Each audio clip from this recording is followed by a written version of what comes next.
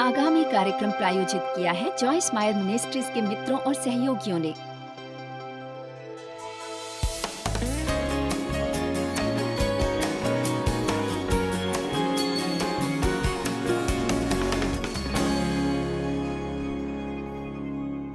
यदि हमारा दिल गलत अवस्था में होगा, हम प्रेम करने लायक नहीं होंगे सही तरीके से।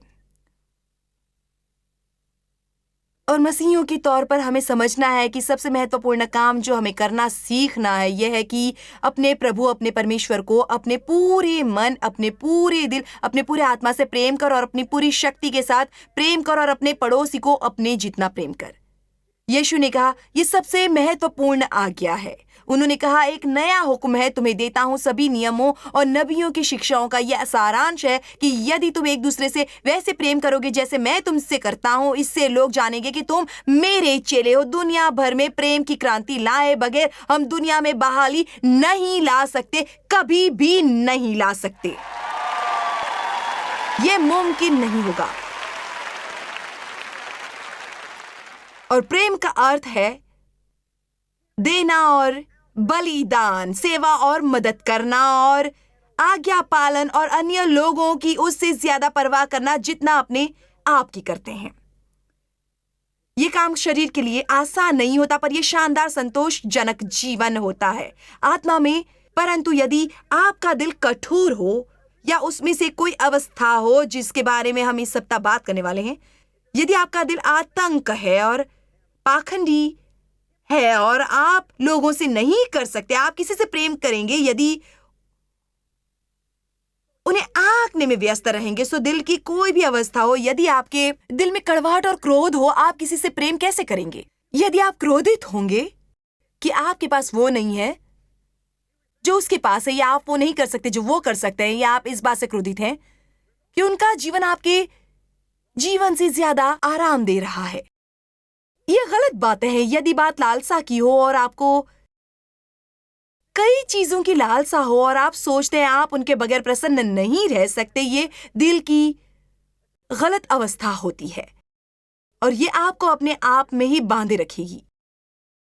इसका परमेश्वर पर विश्वास करने से कोई संबंध नहीं है, क्योंकि यदि हम परमेश्वर पर विश्वास करेंगे तो हमें पता होगा कि उन्हें क्या पता है हमारे लिए क्या उत्तम है, और हमें यह पता होगा कि उन्होंने हमारी प्रार्थना सुनी और जब वो सही होगा, यदि वो सही है, वो हमें उसे देंगे अपने तरीके से अपने समय पर। और यदि वो हमें ना दे तो हमें परमेश्वर को धन्यवाद करना चाहिए कि वो हमसे ज्यादा होशियार हैं। आमीन।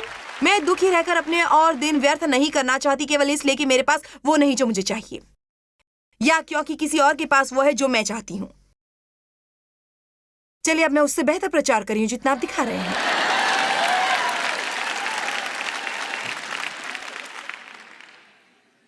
जो देश तेरा परमेश्वर यहोवा तुझे देता है, उसके किसी फाटक के भीतर यदि तेरे भाइयों में से कोई तेरे पास दरिद्र हो, तो अपने उस दरिद्र भाई के लिए न अपना हृदय नमन को कठोर करना और न अपनी मुट्ठी कड़ी करना। जिस वस्तु की घटी उसको हो, उसका जितना प्रयोजन हो उतना अवश्य अपना हाथ ढीला करके उसको उधार देना। मैं बता सकती हूं कि जब देने का समय आता है, चाहे वो गिरजे की सर्विस में भेंट देना हो, या चाहे वो हो किसी को जन्मदिन या क्रिसमस पर उपहार देना, या अपने दफ्तर में किसी की मदद करना इत्यादि, जो भी हो, हमारे दिलों में थोड़ी सी कठोरता आ जाती है उस वक्त, जो हमें वो करने से रोकती है जो परमेश्वर हमसे चाहते हैं। दिल की कठोरता उदारता को रोकती है। दिल की कठोरता उदारता को रोकती है।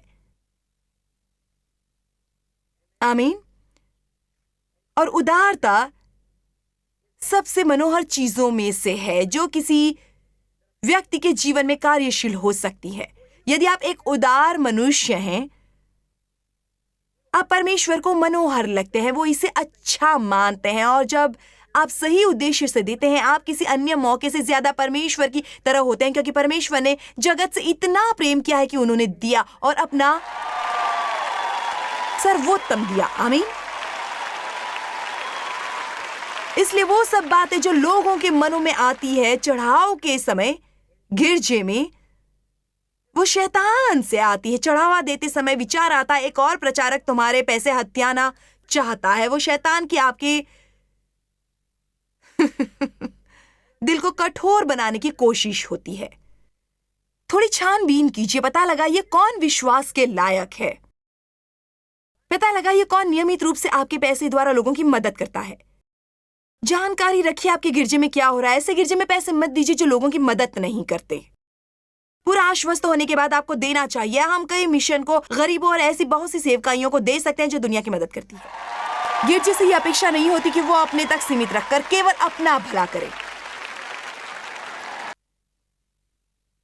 मैं ये निश्चित रूप से जानती हूं कि हम सेंट लुइस के पिछड़े इलाके में गए, जो बहुत बुरा इलाका है। हम कोई गिरजा बनाने की कोशिश नहीं कर रहे थे, हम सिर्फ एक गिरजा चाहते थे जिसके द्वारा हम लोगों की सेवा कर सके। पर मैंने उनसे आराम से ही कहा था, ये महत्वपूर्ण नहीं कि गिरजा कितना बड़ा हो, उससे मुझे फर्क नहीं पड़ता। मैं यहाँ बुजुर्गों की और बच्चों की मदद के लिए आई हूँ, ताकि उन्हें नए जीवन के लिए आशा हो और उनके पास आने के लिए कोई स्थान हो, यदि वो आना चाहें तो। मेरे ख्याल से शायद 2-3 सालों में हमारे गिरजे के 1000 सदस्य बन गए थे उस वक्त। मैं बहुत बड़ा गिरजा नहीं चाहती थी, मैं केवल लोगों की मदद करना चाहती थी। यदि आप लोगों की मदद में व्यस्त होते हैं फिर वो बढ़ता है। पर हमें बंद करना है केवल इमारतों में बैठे रहना, ढेर सारे वचनों को ग्रहण करना पर उस पर कभी अमल न करना। जानते हो, सब अंदर आए और कुछ बाहर न निकले तो क्या होता है? आप ठहर जाते हैं और ये ठहराव इस तरह फूट पड़ता है। मुझे नहीं लगता मैं अब यहां कुछ सीख रहा हूं। मुझे एक लड़की ने एक बात बताई जो उस पर बीती थी। उसने कहा, मैंने सचमुच परमेश्वर के पास जाकर कहा, प्रभु जॉयस में क्या खराबी है? मैं उनकी शिक्षा से अब कुछ प्राप्त नहीं करती। क्या उनके जीवन में कोई पाप है? जानते परमेश्वर ने उसे क्या कहा? ये कि तुम्हें कुछ नहीं मिल रहा क्योंकि तुम 20 सालों से वहीं बैठी हो और तुम से कुछ बाहर नहीं आ रहा।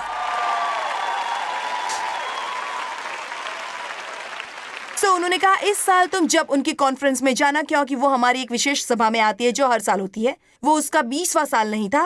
वो परमेश्वर से ये बात कर रही थी, मैं पिछले साल गई थी और उसके पिछले साल थी और मुझे कुछ प्राप्त नहीं हुआ। सो मैं नहीं जानती क्या गड़बड़ है, जॉयस कमजोर पड़ रही है। परमेश्वर ने कहा, तुम्हें जाना चाहिए आशीष बनने के इरादे से, केवल आशीष प्राप्त करने के लिए नहीं।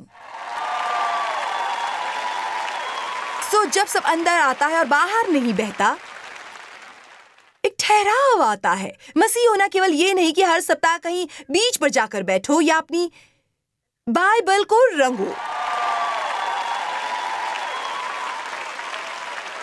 हम बहुत आत्मिक महसूस करते हैं जब हमने पूरी बाइबल को रेखांकित किया होता है।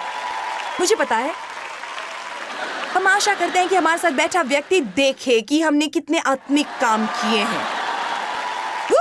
मैंने उसके नीचे गुलाबी और पीली लकीरें खींची हैं, उसके आसपास तारे इत्यादि बनाए। मैं बहुत ज्ञानी हूं, पर आप क्या कर रहे हैं?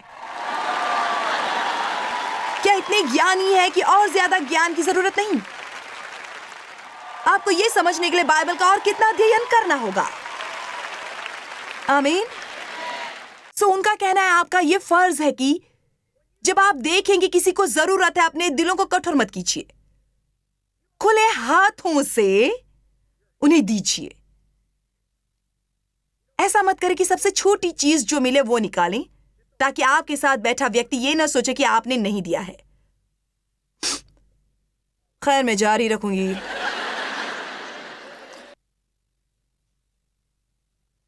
यूहन्ना 3:16 के अनुसार, जिस किसी के पास संसार की संपत्ति हो और वो अपने भाई को कंगाल देखकर तरस खाना न चाहे,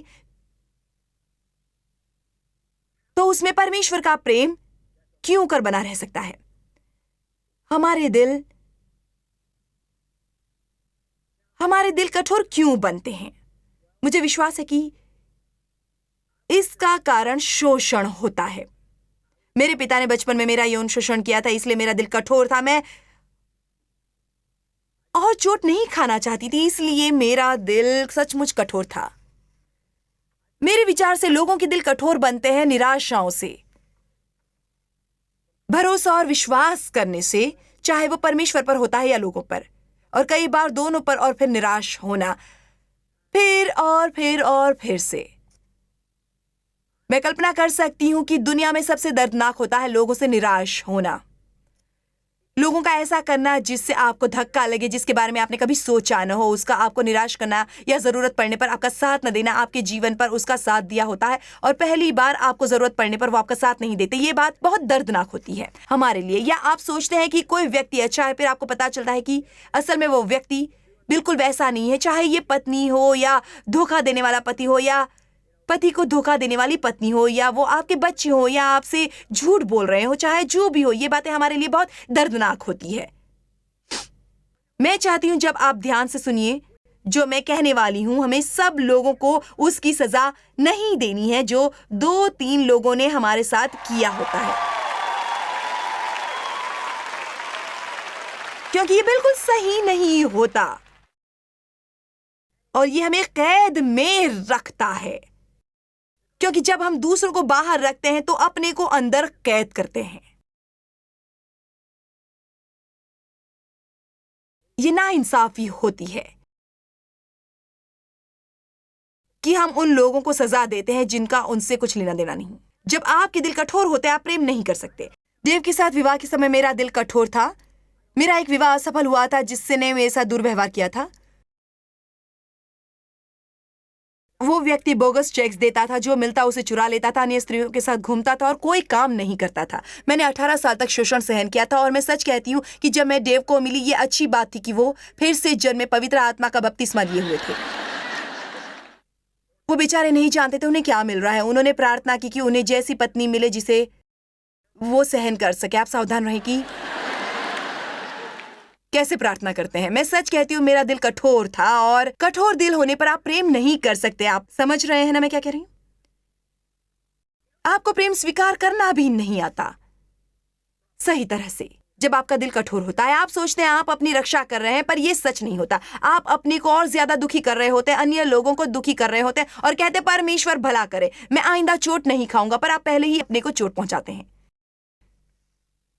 इसका कारण यह है कि एक व्यक्ति के निराश करने पर आप सब पर शंका करते हैं और यह काम नहीं करता। मसीहत की पूरी बुनियाद विश्वास पर टिकी है। उसकी शुरुआत ही परमेश्वर पर विश्वास से आरंभ होती है।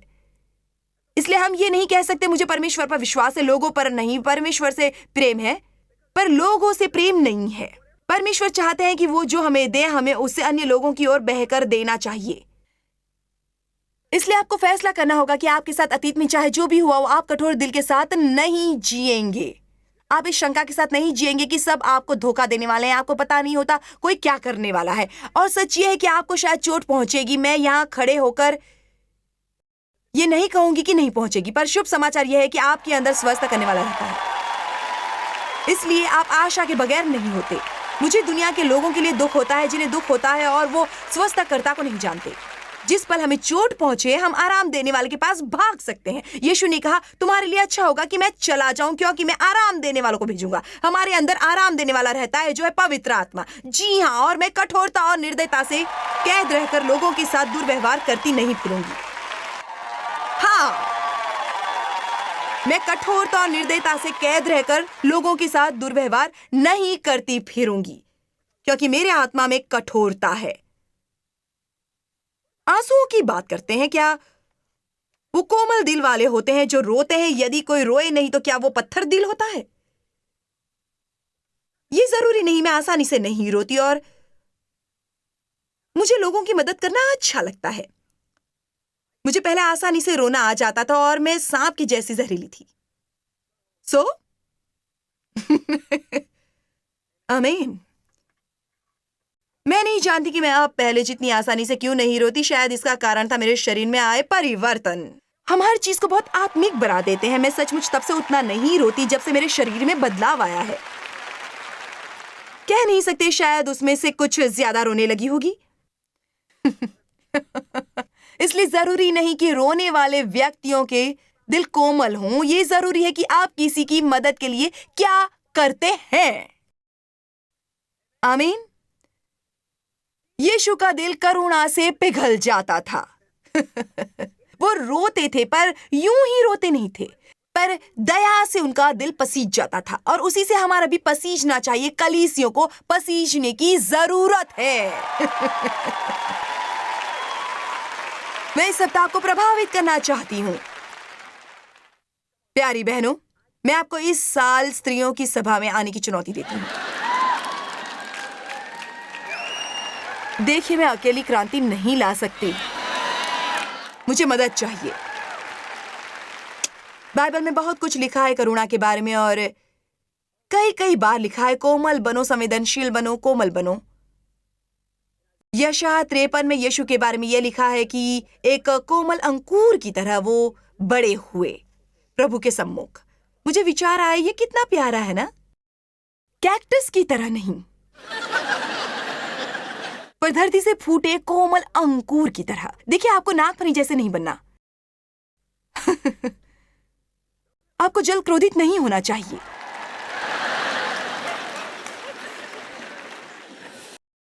इसलिए अब हम कठोर दिल की समस्या के साथ निपटारा करेंगे। या कोई आमीन कहेगा?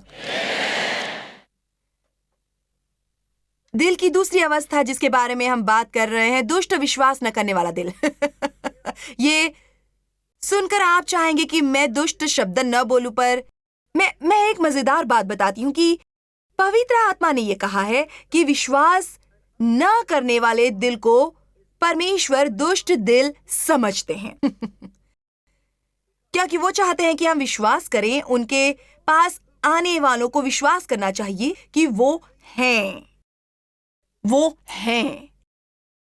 इब्रानियों 11:6 के अनुसार विश्वास बिना उसे प्रसन्न करना अनहोना है, क्योंकि परमेश्वर के पास आने वाले को विश्वास करना चाहिए कि वो हैं और अपने खोजने वालों को प्रतिफल देता है। सो हमें किसी पर विश्वास करना चाहिए। तो चलिए किसी अच्छे पर विश्वास करते हैं। चलिए विश्वास करते हैं कि परमेश्वर अच्छे हैं और ये कि वो हमारी कोशिशों के लिए पुरस्कार देंगे। चलिए मानते हैं कि यदि हम वो करें जो वचन में लिखा है, फिर नरक या कोई शैतान उस फल को हमसे दूर नहीं कर पाएगा। चलिए दोबारा विश्वास करना आरंभ कीजिए। यदि आप शंका करने लग गए तो दोबारा विश्वास करना आरंभ कर दीजिए। मैं कल प्रार्थना कर रही थी और परमेश्वर की प्रतीक्षा कर रही थी, और उन्होंने मुझे कुछ बातें बताई। आप जानते हैं ना, कई बार हम छोटी छोटी आत्मिक तस्वीरें देखते हैं, और मैंने स्वर्ग में एक तिजोरी देखी जिसमें बहुत सी दराजें थीं, और मैंने पूछा इनमें क्या है। परमेश्वर ने मुझसे कहा प्रार्थनाएं, वो प्रार्थनाएं जिनके जवाब देने बाकी हैं। तो मैंने पूछा आपने अभी तक क्यों नहीं दिए? उन्होंने कहा लोगों ने विश्वास करना और आशा करना बंद कर दिया है। सच में बाइबल में लूका 18:1 में लिखा है नित्य प्रार्थना करना चाहिए और ध्यान न छोड़ना चाहिए। हिम्मत हारनी नहीं चाहिए, परमेश्वर को खोजते रहना चाहिए। मैं अपने पिता के लिए प्रार्थना करती रही थी करीब 40 सालों तक, और फिर अपनी मौत के 3-4 साल पहले उन्होंने प्रभु के सामने समर्पण किया। हिम्मत मत हारो, रुको मत। ये जरूरी नहीं, मैं नहीं ये मानती कि हमें हमेशा ही एक ही प्रार्थना करते रहना चाहिए, पर परमेश्वर का धन्यवाद करो कि वो काम कर रहे हैं। मैं प्रभु से कहती हूँ मैं नहीं जानती उस दराज में मेरी कौन सी प्रार्थना है, मैं भूल गई हूं कि उनमें क्या है, पर मैं कृतज्ञ हूं कि आप उस पर काम कर रहे हैं और मैं उसके पूरे होने की आशा कर रही हूं।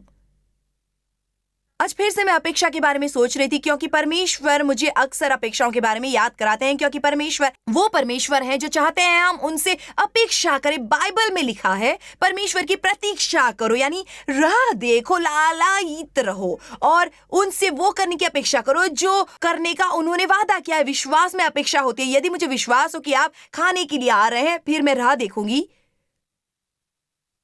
और आपके आने की अपेक्षा करूंगी। हमें बच्चों की तरह कहना चाहिए मुझे विश्वास है परमेश्वर कुछ भी कर सकते हैं। दिल को ऐसा कठोर न बनाइए जो भलाई पर विश्वास न करे। जैसे आजकल किसी पर विश्वास नहीं कर सकते, ये प्रचारक भी बस बहाने बनाता है। फिर जाकर गिरजे में बेंच पर बैठकर उसके बारे में शिकायत करें। प्रचारक ने कहा एसी, बत्तियों और सीटों के बारे में शिकायतें करते रहें और घर जाकर थोड़ा और दुखी हो लें।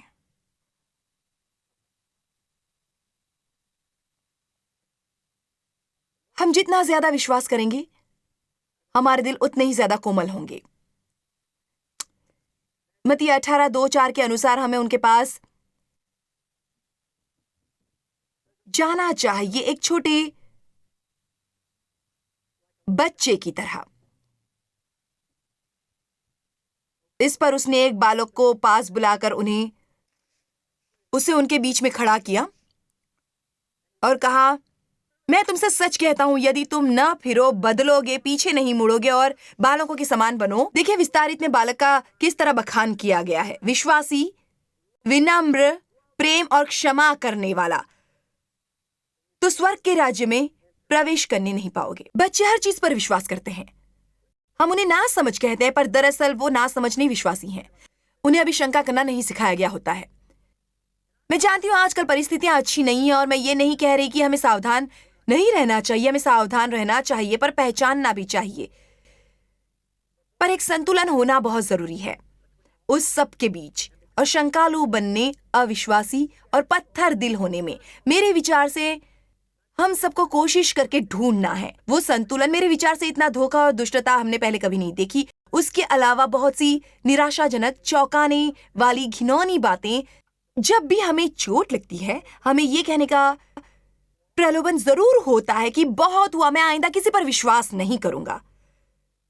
पर जैसे ये विचार आया, आपको कहना चाहिए, बाहर निकल तू, मैं दोबारा विश्वास करूंगा। यदि हम वैसा करते हैं, वो जल्द ही परमेश्वर के साथ हमारे संबंध को प्रभावित करता है। हमें विश्वासी होना चाहिए। मसीहत की पूरी बुनियाद विश्वास पर टिकी है। मुझे विश्वास है कि आज यहाँ बहुत से लोग होंगे, टीवी द्वारा बहुत से देख रहे होंगे, किसी और माध्यम से सुन रहे होंगे, शायद कंप्यूटर पर देख रहे होंगे, जिन्हें दुख पहुंचा होगा और उन्होंने अपने दिलों को कठोर बनने और शंकालु बना दिया होगा और वो किसी पर विश्वास नहीं कर पाते हैं। मेरा आपसे निवेदन है कि आप अपने लिए इसे परमेश्वर और अपने बीच में ठीक कर दीजिए और कहिए, अब और नहीं, ये संदेश मेरे लिए था। मैंने वो सुना जो सुनने की मुझे जरूरत थी, क्योंकि मैं बता रही हूं, आप परमेश्वर से नहीं सुनेंगे, उनकी उपस्थिति नहीं महसूस करेंगे, आपको आनंद नहीं होगा। लूका 8:11-15 में दिल की अवस्थाओं के बारे में लिखा है, और उस बीज के जो बो आ जाता है अलग अलग दिलों में। लिखा है, दृष्टांत यह है कि बीज तो परमेश्वर का वचन है। मार्ग के किनारे वो हैं जिन्होंने सुना, तब शैतान आकर उसके मन में से वचन उठा ले जाता है कि वो विश्वास करके उद्धार पाए। मुझे अपना मुक्तिदाता मानकर अपने को मेरी तरफ समर्पित न करे। सोचो कितनी बार कोई व्यक्ति जिसका उद्धार नहीं हुआ होता, किसी ऐसी सभा में किसी अन्य के साथ आता है और बीज उनके दिल में रोपा जाता है, पर क्योंकि वहां कठोरता होती है, वो दोष निकालने या आंकने के लिए कुछ ढूंढ लेते हैं और फिर वो चले जाते हैं, और शैतान सफल होता है वो बीज चुराने में ऐसे लोगों से। अपने पर अनुग्रह कीजिए और उसे मत आंकिए जिसे आप नहीं समझते।